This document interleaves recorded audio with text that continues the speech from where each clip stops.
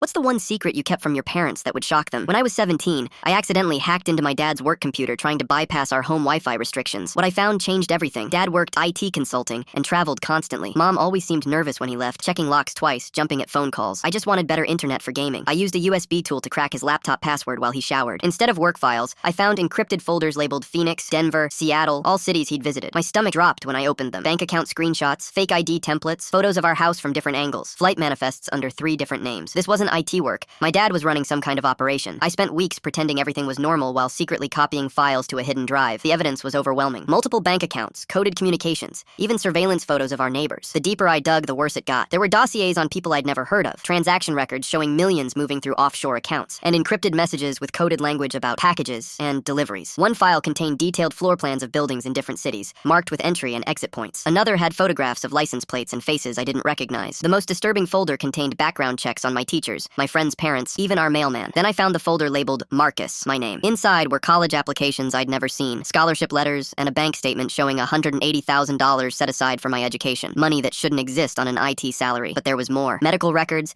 academic transcripts going back to kindergarten, even psychological evaluations I'd never taken. They'd been monitoring everything about me for years. I started noticing things differently. The way certain neighbors always seemed to be outside when I left for school. How our mailman lingered a little too long at our box. The black sedan that appeared on our street every few weeks. My paranoia reached a breaking point when I found a folder titled Contingency Plans. It outlined escape routes from our house, safe houses in other states, and new identities for all 3 of us, complete with birth certificates and social security numbers. There were detailed instructions for destroying evidence, protocols for emergency communication, and even scripts for what to tell relatives if we had to disappear suddenly. One document was titled, If Marcus Discovers the Truth, a step-by-step guide for damage control. I discovered Dad had been using our home computer to access secure government databases. Our internet wasn't just restricted, it was being monitored by federal agencies. Every website I visited, every message I sent was being tracked. The surveillance went both ways. Hidden cameras were positioned throughout our house, disguised as smoke detectors and picture frames. Audio recording devices were built into the walls. My entire life had been documented without my knowledge. The night before confronting him, I heard voices downstairs. Through the stair railings, I watched 2 men in suits talking quietly with my parents. One handed Dad a thick envelope, while the other showed him photographs I couldn't make out from my angle. Mom was crying. Dad looked stressed, running his hands through his hair repeatedly. I heard fragments. Compromised. Move the timeline. Tell him soon. Extraction in 48 hours. I crept back to my room, heart pounding. Sleep was impossible. Every creak in the house made me jump. I started wondering if I was safe in my own home or if we'd all be gone by morning. The next morning at breakfast, I couldn't take it anymore. My hands were shaking as I poured cereal, mind racing with worst-case scenarios about what my father really did for work. Dad, what do you really do for work? He and Mom exchanged a look. The same look I'd seen 1,000 times when they thought I wasn't paying attention. Mom's eyes filled with tears. Then he smiled and pulled out a badge I'd never seen. FBI, kiddo. Undercover financial crimes. Those business trips were taking down money laundering operations. We've been waiting for the right time to tell you. The college fund? Criminal asset forfeiture. Every dollar came from the bad guys we caught.